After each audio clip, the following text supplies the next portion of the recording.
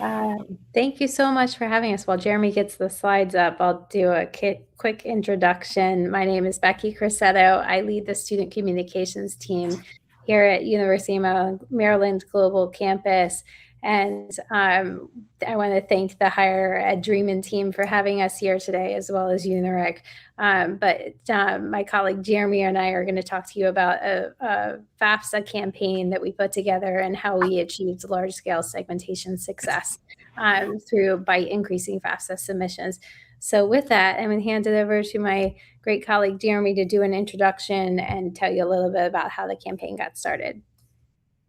All right. Hi, everyone. Can you hear me okay? All right. Thank you, Becky. And please, just a heads up if my connection goes a little odd. I am off grid here in New Hampshire. So it seems stable, but just let me know.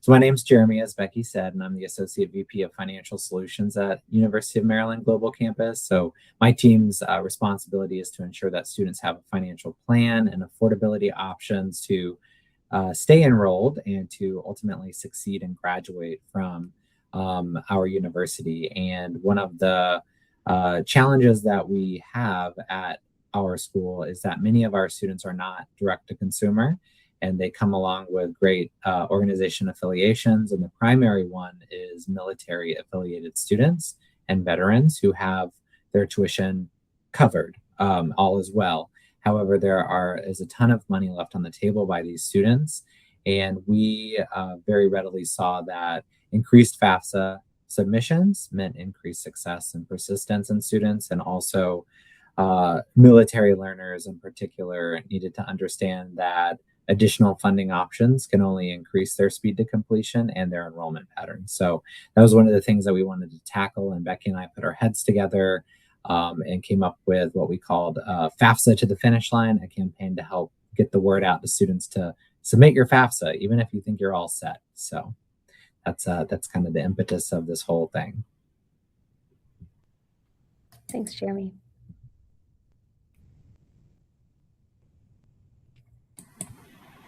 All right. And so some of the initial misconceptions that we uncovered from students, and we did a few analyses on this. We surveyed students, we just listened to what they were saying in our everyday interactions, but the majority of students who are reticent to complete a FAFSA just assume they don't qualify, which typically is not true for all types of aid.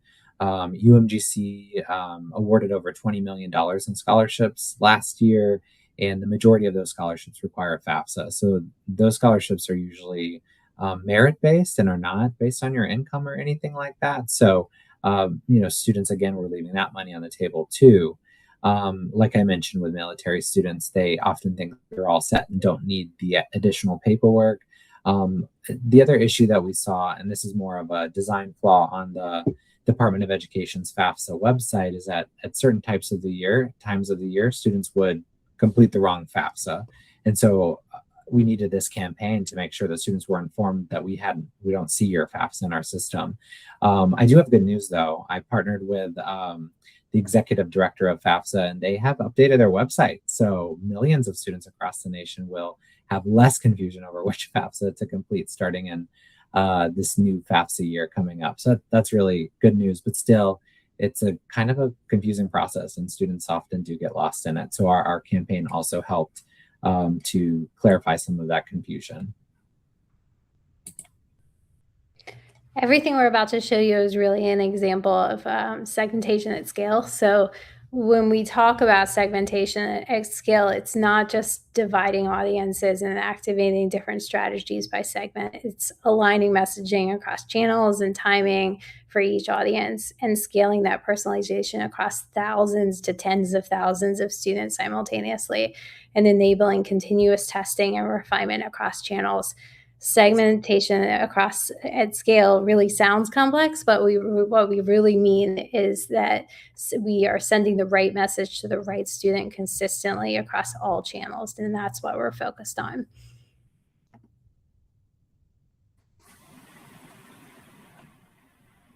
All right, and so just to repeat a little bit of what I mentioned, at UMGC, we have predominantly online. We do have a special relation with the Department of Defense, and we do have locations across the world and on bases, but predominantly we're online. As Becky mentioned, we have thousands of students. We actually just recently hit the 100,000 learner mark in a year. So we're a big institution, and that's why scaling and having very specific segmented communication to all the different types of students can be a challenge. But we have many students who use multiple aid sources as well. And for any of you who are familiar with federal student aid and Title IV financial aid in general, you know the FAFSA is the pillar of all student financial plans. So that was the one piece that was still missing from many of our students that we wanted to make sure to fill that gap. So we did set a goal to have 60% of our stateside enrolled students complete a FAFSA and 55% global. Spoiler alert, our numbers were lower than that whenever we set off with that goal. We weren't quite sure. UMGC had never had a super robust FAFSA completion campaign, maybe a couple emails here and there to students, maybe a mention when they interact with staff, but never anything like this with all of these different channels and resources that we used. And so again, as I mentioned, we know that when students are financially stable and can afford their tuition, they're more likely to succeed. The financial stress is an overhang for students, and just having an unpaid past due balance can be a huge distraction to academic success.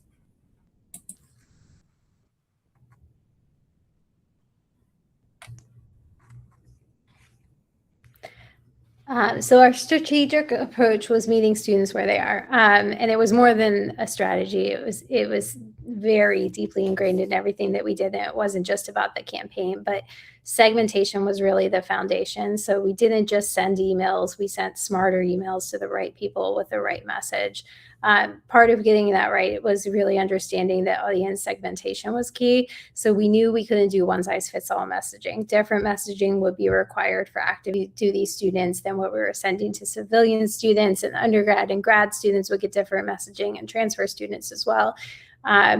And then transfer students and returning students also needed to be reminded that the FAFSA was annual and must be resubmitted. Not all students realized that.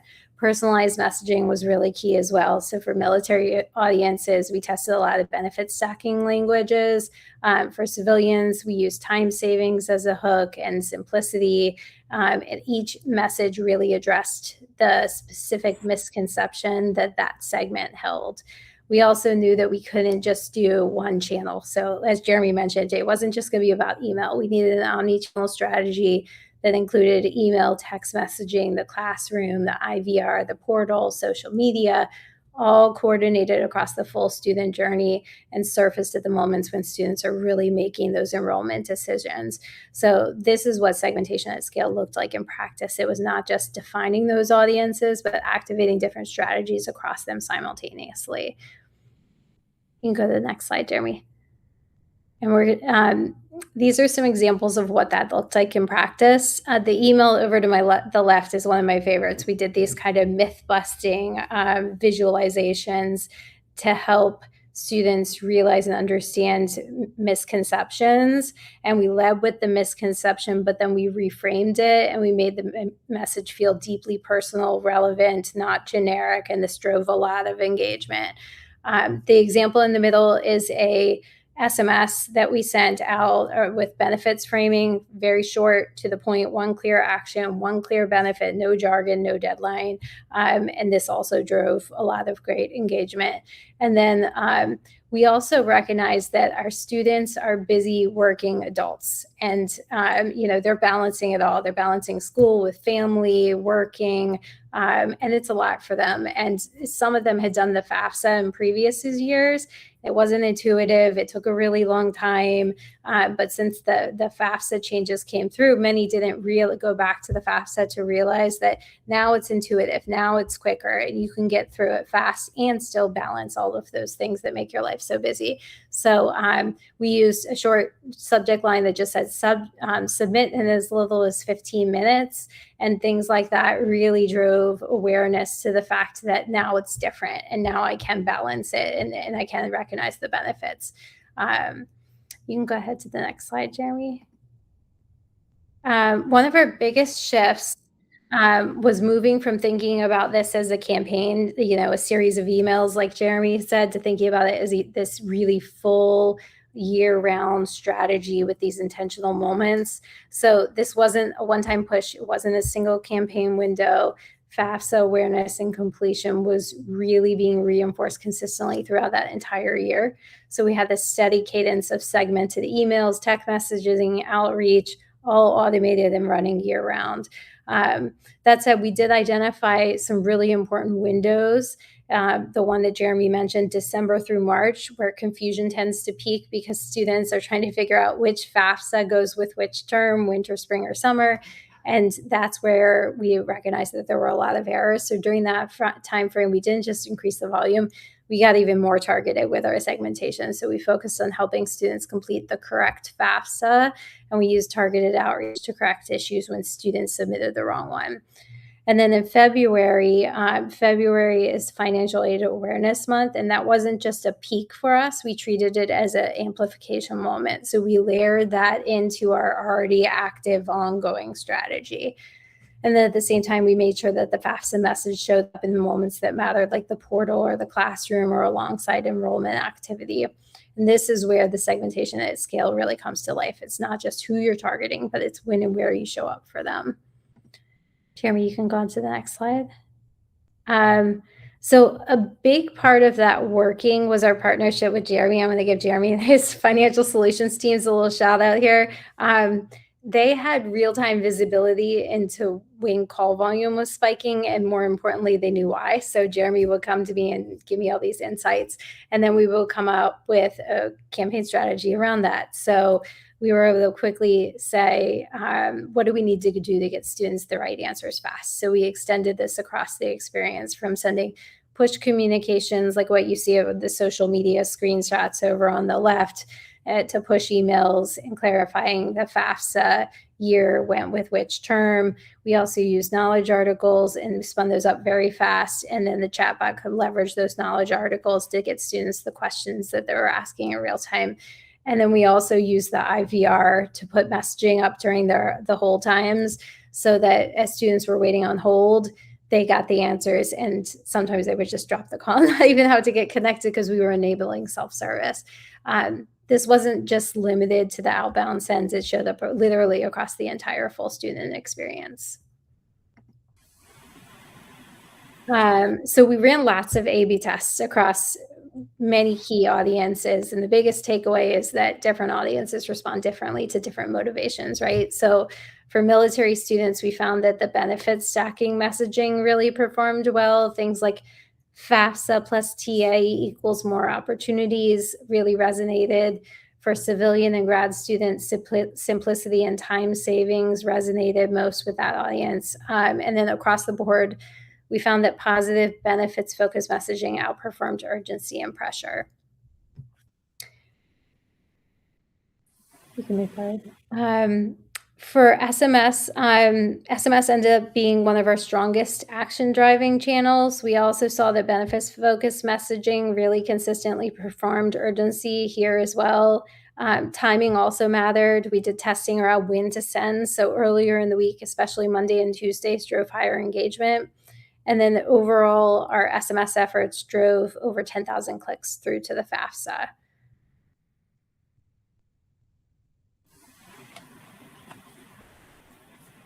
All right, and then for results, we did see a record for this most recent 25-26 award year, and we did hit our 55% of global submissions, which is the highest in history, which is pretty amazing since we have been serving learners since 1947. So really amazing how this worked, and the nudges all helped. And really what I saw too was that was a huge compliment to the work the financial solutions advisors were doing in the moment in all interactions with students, whether it be, thank you, Haley, whether it be in written form or via our phone channels.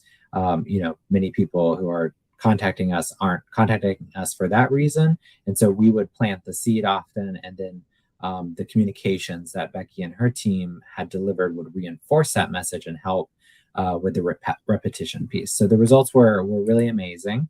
So again, I said 55% higher for the 25-26 year specifically. That was a 3.3 percentage point increase over 24-25. So as Becky and I mentioned, that equates to thousands of students more who did a FAFSA. And also our enrollment is steadily climbing at UMGC. So it just compounded even more. So we are keeping our financial aid specialists rather busy.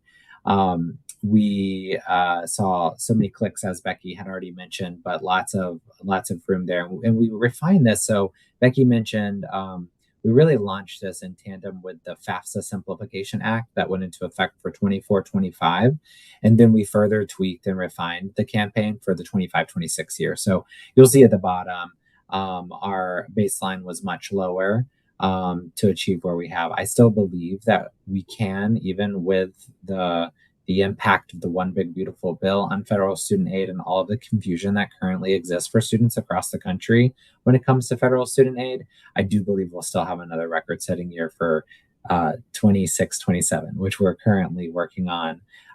So I think it's just been really amazing. And not just the numbers that make a difference, but also the stories of success that we hear. Students who have written us or responded to surveys and just have been so thankful of the guidance received by the team and by these communications. And they've often been surprised that I didn't even know I could get a scholarship for that, or I didn't even know Pell was in my reality. And so students would find some of those things out and be really shocked. And, going back to the myth busting, there's a long-standing myth within the military community in particular that double dipping is not allowed. I'm not going to get into why that is. There are reasons that have to do, I'm just not going to get into it, but we really need to myth bust that. We talk about taking care of our veterans and military population who serve and protect our country every day as their work. And this is an area in which we, as all schools, should do that as well and break that myth. Military students are allowed to have funding from the FAFSA in addition to their military funding, which is really just part of their pay package. This one's yours, Becky. Awesome. So what drove those results? I'm going to create a new number one, and I'm going to give Jeremy another shout out because I keep telling him you need strong SME, and clearly Jeremy knows his stuff. So I loved partnering with Jeremy and just having somebody who truly understands, the FAFSA, the financial aid space, and really understands and can interpret the feedback that we're seeing from students as these campaigns are rolling out and can share insights with me so that we can evolve the campaign as it goes. So I'm flying off my slide a little bit, but I want to give Jeremy a little kudos in there too. You can't underestimate the value of a great SME as a partner. So that definitely is something that really helped us get to where we did. As well as that, segmenting before you send, treating military and civilian differently, both in language, framing, timing, and doing all of that produces measurable outcomes rather than sending one-size-fits-all messaging. Number two, test systematically, then apply. We really did do a lot of A/B tests, and they weren't just experiments and isolations, but we looked at the results, and then we did the whole different set of A/B tests, and we kept iterating, and it was this continuous kind of learning loop. Number three, benefits beats urgency across both email and SMS. We saw that positive benefits focused framing consistently outperformed fear, deadlines, or scarcity messaging.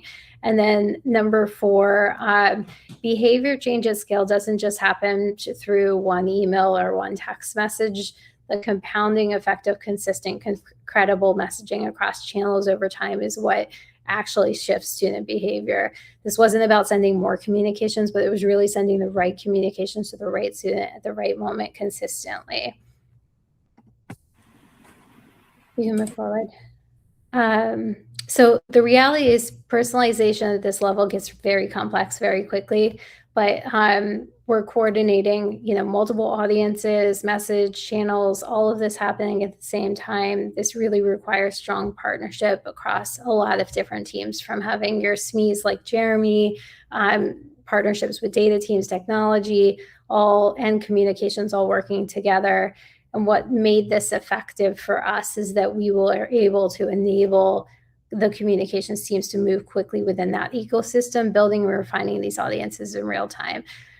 That speed is what enabled us to do all of this testing and learning and applying insights continuously. And that's really what enables segmentation at scale.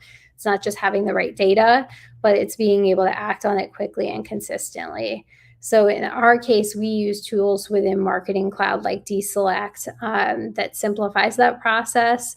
But the bigger takeaway is that enabling your communications teams to move with that level of speed and precision, giving the communicators the ability to build, adjust, activate complex audiences quickly and easily, that help drive results. The other thing I'd love just to shout out, Becky, that you were such a great partner with was also ensuring, and I think you and I did a good job of this together, is ensuring internal awareness and leveraging internal comms to make sure everyone knew what we are trying to achieve here and just raise awareness of the campaigns. Because as all of you know that work in higher education, my team is one team of many that support students. And when they connect with an academic advisor or an admissions advisor or whomever, we want messages to be reiterated and emphasized by them as well. So that was another area I think that worked well for us. Definitely.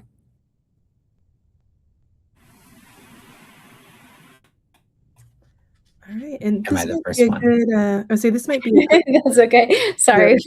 yeah, no, you're good. This might be a great transition, and honestly, love this slide. I think I told you that the other day, for just moving to Q&A as well, but maybe we can kind of talk through this, and then just a reminder verbally for people to post questions in the Q&A section. And I see John has joined us as well. Hi, John. Hey, how's it going? We're having a great time. They're doing great. Oh, I've been here the whole time. It's been Yeah. been fascinating. I got to see the slides earlier this week and getting to hear. I love hearing these kind of stories. Yeah. Awesome. You can see Jeremy and I forgot who was going to go first on this. And Jeremy, it's over to you. Yeah. So what I would say as well is the data piece. It's really hard, and I know in the higher ed space, there's a lot of rules around FAFSA data, but I would like to clarify that FAFSA completion in an aggregated format is perfectly fine. So I think raising awareness amongst your institution about what is our FAFSA completion rate, if this is an area of opportunity for you or anything that you're trying to achieve, is really making sure you have good, solid data. You strongly partner with analytics to make sure that it is good, and you can set goals from there and targets and really go after it that way. But also to lean on communications professionals like Becky and team who have access to really powerful tools like Marketing Cloud and all these other technical lingo things you all are talking about throughout this conference today. It's really important to leverage those tools internally and don't just work in your own little corner trying to achieve something without partnering with those with the real abilities to get the word out there to students. Definitely. That would be my two takeaways for everyone. Great. Yeah, I would say segment early, segment often. Even with limited data, do lots of A/B testing. Even 2 to 3% open rate differences compounds when we're talking about tens of thousands of students, and then multiple iterations and send cycles. It can really amplify your results quickly. And then framing around the benefits, not just the deadlines. Do tests. Different audiences perform differently, but yeah, the more you can test and learn from your tests, and then keep testing and iterating, the better your results would be. The better you'll understand your audiences. And then lastly, and my favorite is shifting mindsets take time, especially if you've got deeply held beliefs. So like we were talking about here that we had around this campaign. So I'm really excited that, we haven't converted everybody yet, and we have the opportunity to continue engaging them. And I think Jeremy's right, the future of this campaign, I'm excited to see what we do next year.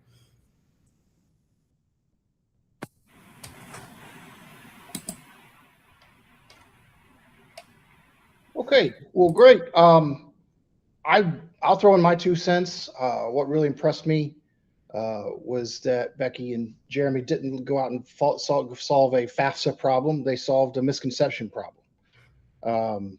So they treated it, just importantly, not as we're going to have a FAFSA month or a certain campaign. They treated it as a student journey. And continuously refine the messaging based on what they learned. And I think that's really why they saw as much success as they did. I have not seen any questions roll in. And so I've got some questions of my own for Becca and Jeremy to keep the conversation rolling. Of course, if anybody has any questions, feel free to fill them in and we will address them. Becky, talking about misconceptions and some of the things you learned, what was the biggest surprise you uncovered when you started looking at why students weren't completing FAFSA applications? It was a big the whole campaign was a big eye opener to me, and just the insights that Jeremy shared. He has such a good understanding of this space and what the issues are across the different segments. The fact that the military students didn't realize they could take advantage of the military benefits and the FAFSA together.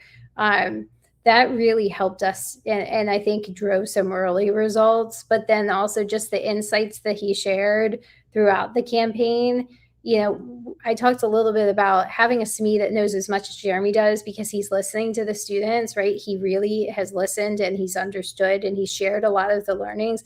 That helped us ramp up and speed up fast to be able to build a campaign that was effective, that drove results. So I learned a lot, but I mean, I know communication strategy, I know the communication channels, but it really takes having a SME that knows, the content that you're talking about and the audience and what the issues are for you to be able to build something and ramp up and get the results as quickly as we did. Great. Yeah, and it's definitely, you can see that the whole was way more than the sum of its parts, as well as I can see how both of you could work with one another. And we've seen the results of that 55%, largest ever in history for their university. What, looking back, was there a moment that you felt that it would clicked that this was really working, that the new approach that you were taking was really seeing some fruit? Yeah, I think it starts with, you look at your engagement results after you send something out. Like if we send an email and we get good open rates, that meant that our subject line worked, right? Or the click-through rates are really good. We know what the industry benchmarks are and we normally beat those. So that's a good early sign. But then also, we knew what the campaign objective was. We wanted more students to submit the FAFSA. So Jeremy would be looking at those results and he'd share that with me, and we're giving each other high fives as we pass each other in the office. So, just watching the metrics, looking at whether the early engagement metrics that lead to, those later of you meeting the campaign objectives, I think was exciting for both of us. Jeremy, anything else? Yeah, no, I think that was a big one. Also, when we achieved the indicator or the code in Salesforce, that would just really help us track who does have a FAFSA and who does not, was very helpful. Also, like I mentioned, all of our internal partners like academic advising and admissions, being able to put that level of insight there right in Salesforce, which is the one system all of those teams use, was really key. So to Becky's point, also became another great data point for us because her team would use that indicator to know who to include and not to include in these outreaches, because what we didn't want to do was to tell someone to do a FAFSA if they already had. So that was good. And I know that sounds kind of like maybe a more simple thing, but that was a big deal for us because we didn't have FAFSA completion status within Salesforce before. And so that was a big one. And once we made that happen, I was like, this is going to work. This is going to go well. Yeah, that was great. We didn't have the connected data, so we created it. Yeah. One last question. We're going to sneak it in. If there's one takeaway, one thing everybody in this room could take back to their institutions tomorrow, what would you want it to be?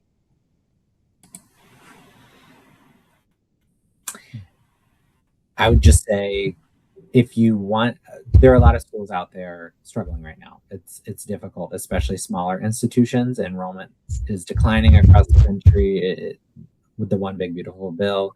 There may be some good things about it, but there are some other challenging things that are making it even more difficult for institutions. So I would just say, if you want to increase enrollment and you want to increase persistence and success of the students that you have, you need to be very focused on financial solutions for them.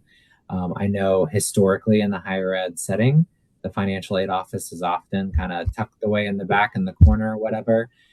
you need to work with them as a strategic enrollment partner, as Becky did with me and my team. And it will drive success at an enrollment level and even just a graduation rate level, which is that's our big focus of a metric, is graduation rates, and making sure that we don't send students out into the world with an incomplete journey and not an ability to improve their lives. And so this is a way we've learned we can do that, is to just help the affordability piece of it all, which continues to be a huge challenge for Americans when determining whether or not to go to school.